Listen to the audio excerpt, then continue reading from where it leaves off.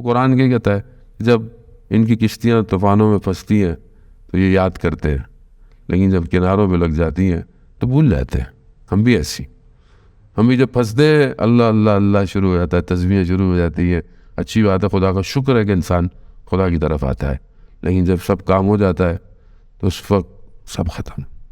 परेशानी में आप चेहरे पर कर्ब देखें, अपने देख, मेरे देख, आप अपने तो देख सकते हैं। जब आपको कोई परेशानी हो, जब आपको कोई बीमार, आप अपने चेहरे पर कर्ब देखें, आप अपने दिल में दर्द महसूस करेंगे, परवरदिगार मैं किस मुश्किल में फंस गया हूँ, किस मुसीबत में फंस गया हूँ, खुदा मुझे इससे निकाल दे।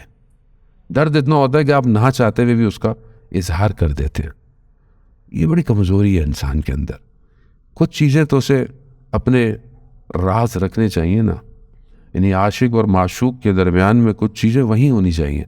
लेकिन यहाँ मुझे ज़रा सी परेशानी होती है, मैं ज़बान मेरी बर्दाश्त नहीं करता मैं। हालांकि परेशानी थोड़ी देर की होती है, झोंका होता है, गुजर जाता है। तवक्कुल यही तो है। तवक्कुल के जो असरात हैं, उसका एक असरात ये है कि इंसान जो है वो अपनी परेशानियों में खड़ा रहता है, मुश्किलात में खड़ा रहता है, हिलता नहीं है, गिरता नहीं है। लेकिन यहाँ ज़रा सी सुई लगती है, इंसान चिखता है ज़िंदगी में, मेरे पास ये हो गया, मेरे साथ ये हो गया, मेरे साथ वो हो गया। खुदा कहता है मैंने इसको अभी ज़रा सा टेस्ट किया था तो इसको हालत देखो, तो मैं इसको क्या दूंगा। तो खुदा कुछ देना चाहता है असल में, लेकिन हम लोग छोटी सी दुनिया और छोटी सी ज़िंदगी की खातिर इतना अपना सब कुछ बोल देते हैं। जबकि आप अइम्मा अलैहिस्सलाम को देखें, उनके चेहरों पर कभी शिकन नहीं आई। यजीद लईन ने पूछा था शिमर से कि क्या इमाम हुसैन अलैहिस्सलाम के चेहरे पर कोई तकलीफ का इजहार हुआ?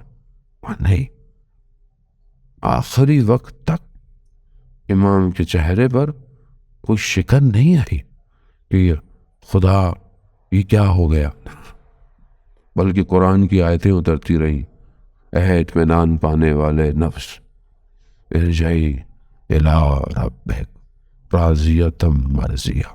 यानी कितना इत्मीनान है, कितना सुकून है। यहाँ से ज़ैनब सलामुल्लाह अलैहा, कोई शिकवा है, कोई शिकायत है? क्यों? तो खुद मैदान जंग के अंदर भी जब इमाम हुसैन अलैहिस्सलाम अकेले थे तो ला हौला वला कुव्वता इल्ला बिल्लाह, खुद एक ताकत है, खुद एक नीरो है कि कोई नहीं सिवाय परवरदिगार के। तो दुश्मन को ऐसा लगता था कि इमाम हुसैन का एक एक आज़ा, एक एक लश्कर आ रहा है। क्यों? क्योंकि खुदा के ऊपर डिपेंडेंट है, सब कुछ खुदा पर है। हम अपनी प्रैक्टिकल लाइफ में देखें कि एक तो खुद हम खुदा पर कितने डिपेंडेंट हैं, या कितना अपनी चीज़ों को हम खुदा के पास छोड़ते। उसके बाद फिर जाहिर है फिर हम माशरे को लेके जाएंगे ना। हम लोग जब हौज़ इल्मिया कुम में नए नए गए तो हमारे जो असातीद थे वो कहते थे कि तुम्हें यहाँ परेशानी तो आएगी, जाहिर है, मगर नो पेन नो गेन वाली सिचुएशन है। रंज न हो न बुर्दे रंज गंज मयसर नवी शवद, कि जब तक आपको कोई तकलीफ़ नहीं होगी आपको गंज यानी ख़जाना नहीं मिलने वाला। हर शख्स को मुश्किलात से गुजरना पड़ता है, मुश्किलात होंगी। शेख अंसारी जैसे लोग कि जो एक तेल के उसके अंदर रातों को पढ़ते रहे, सूरज की रोशनी पड़े तो शेख अंसारी बने। कितनी ज़हमतें कर कर कर लोग दुनिया में, चाहे आप दुनियावी लोगों को भी देख ले, बहरहाल हर कोई किसी स्टेज पे पहुंचा है तो स्ट्रगल तो उसने की है, ज़हमतें तो की हैं। आपने भी ज़हमतें की होंगी अपनी ज़िंदगी में, लाइफ में। बहरहाल आज आप यहाँ बैठे हुए, तो हर फील्ड के अंदर इंसान को दुनिया है ही रंज, दुनिया गम है, दुनिया से आप गम को नहीं जुदा कर सकते। बुधा ने जब अपना महल छोड़ा था तो क्यों छोड़ा था? उसको तो पता नहीं था जिंदगी पर परेशानी भी है कि परेशानी नहीं हो। तो जा रहा है बादशाह शहजादा, उसे जब एक दफ़ा बाहर निकले उसने देखा कि मैयत जा रही है, तो उसने बोला ये क्या है? सुन रहा था दुनिया में तो गम है, उसने छोड़ दिया था सब कुछ। तो उसने बोला था कि ये गम अगर नहीं है तो इंसान किसी जगह पर नहीं पहुंच सकता। जब नए नए कुंभ में गए तो हमारे उस्ताद ये कहते थे कि मुश्किल भी आएगी, परेशानी भी आएगी, जाहिर है, लेकिन सबसे पहले हज़रत मासूमा की खिदमत में जाना, यानी रास्ता ये है तुम्हारे लिए। परेशानी आएगी, फाइनेंशियल आएगी, उस्ताद नहीं मिलेगा, ये नहीं होगा, फैमिली इश्यूज होते हैं इंसान ज़िंदगी में, गुर्बत में वैसे ही बहुत सारी चीज़ें, लेकिन किसी और के पास नहीं जाना, पहले भी मासूमा के पास। क्यों? दरवाज़ा यही है, जब वहाँ जाओगे तो वो तुम्हारे पास किसी को भेज देंगे। और ऐसी है, और हमारी ज़िंदगी में उलमा इकराम भी यहाँ मौजूद है। जान मोहतरम, यानी परेशानी से पहले परेशानी का हल। पर इफ़ यू डिपेंडेंट, और यार अहले बैत पर डिपेंड करना अल्लाह ही पर डिपेंड है, क्योंकि अल्लाह ने उनको इस तरह जो है वो बनाया हुआ है। आयतुल्लाह मराशी नचवी का मशहूर वाक़या है कि जब वो कुंभ में आए और उनको पता है 70 साल बीबी के पहले ज़ाहिर थे। सुबह जब हरम का दरवाज़ा, अब तो खैर खुला रहता है, पहले नहीं खुलता, सुबह जब पहला दरवाज़ा खुलता तो पहला शख्स जो हरम में दाखिल होता था वो यही होते थे।